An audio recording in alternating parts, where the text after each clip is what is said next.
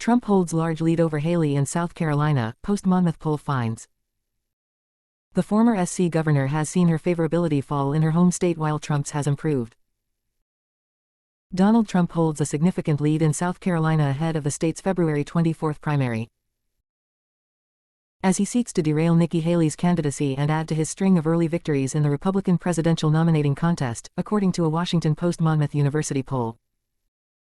The poll finds Trump at 58% support among potential Republican primary voters.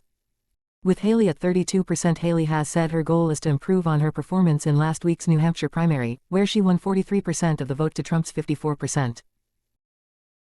With 3 weeks of campaigning remaining, she has considerable ground to make up to reach that goal, and with Trump showing few signs of weakness among the South Carolina primary electorate. He is better liked, has more enthusiastic supporters, is more trusted to handle key issues, and is seen as a more likely winner of the general election than she is.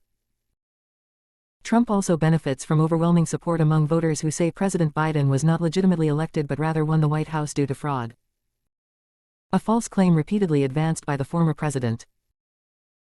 In South Carolina, 57% of potential GOP primary voters say Biden was elected because of fraud, and of those 85% currently support Trump for the nomination.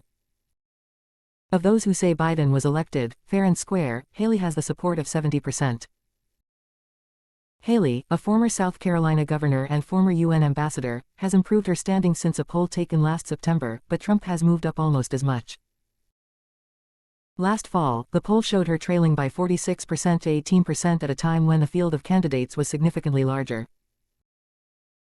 Both Post-Monmouth polls sampled potential voters who reported at least a 50-50 chance of voting in the Republican primary rather than choosing a specific definition of likely voters.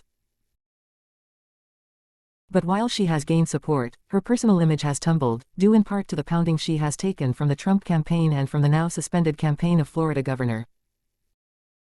In September, 59% of potential Republican primary voters in South Carolina said they had a favorable impression of Haley. In the new poll, her favorability has declined to 45%, with 41% having an unfavorable view. Among those who say they are strong Republicans, 48% have an unfavorable view of her compared with 38% who are favorable. In September, 65% of those who said they were strong Republicans rated her favorably. Trump, on the other hand, maintains a significantly better image, with 66% of potential primary voters saying they have a favorable impression of him. That is up from 60% in September. Among strong Republicans, his favorable rating is 84%, marginally higher than in September. Sen. Tim Scott, who earlier dropped out of the contest for the nomination and more recently endorsed Trump, has a favorable rating that is higher than Haley's, with 58% saying they have a positive impression of him.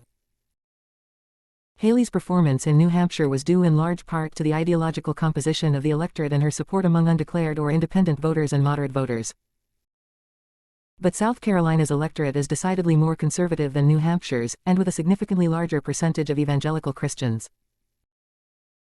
In South Carolina, 37% of potential GOP primary voters identify as very conservative, compared with 25% according to New Hampshire exit polling and 52% in Iowa, where Haley ran third with 19% of the vote in that state's caucuses. The new poll shows 80% of those identifying as very conservative supporting Trump, while 13% are backing Haley. Haley has a strong lead over Trump among the smaller share of the electorate who say they are moderate or liberal. But the former president has a similarly strong lead over her among those who say they are somewhat conservative.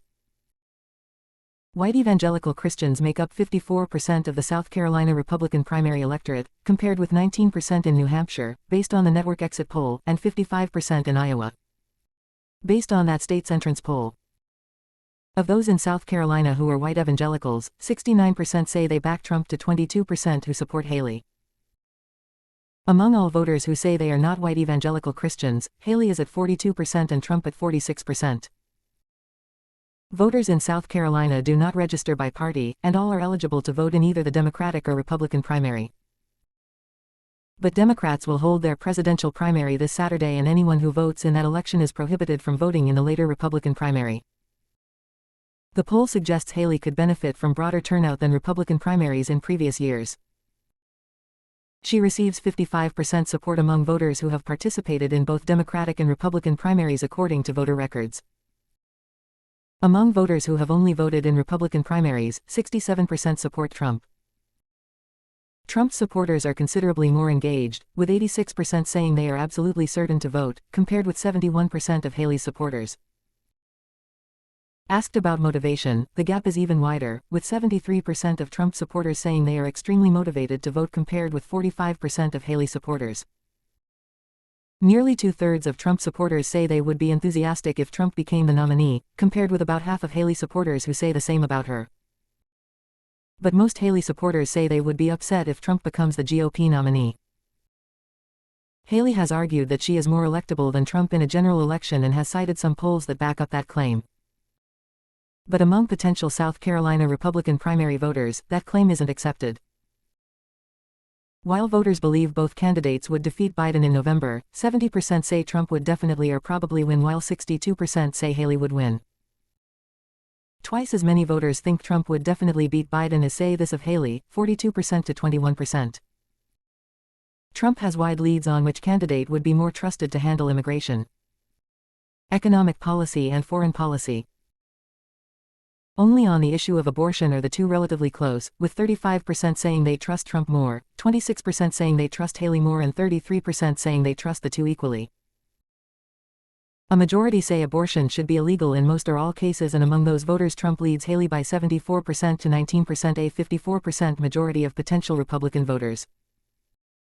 In South Carolina is, somewhat, or, very, concerned the Republican Party is focused too much on abortion.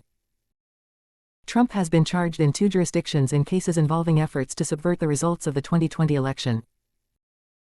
In South Carolina, half the GOP primary electorate says they believe he did nothing wrong, while another quarter say he did something wrong but did not commit a crime.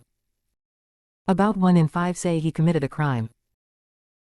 Asked what the Republican Party should do if Trump were convicted of a crime after he wins the nomination, 60% say he should remain as the nominee.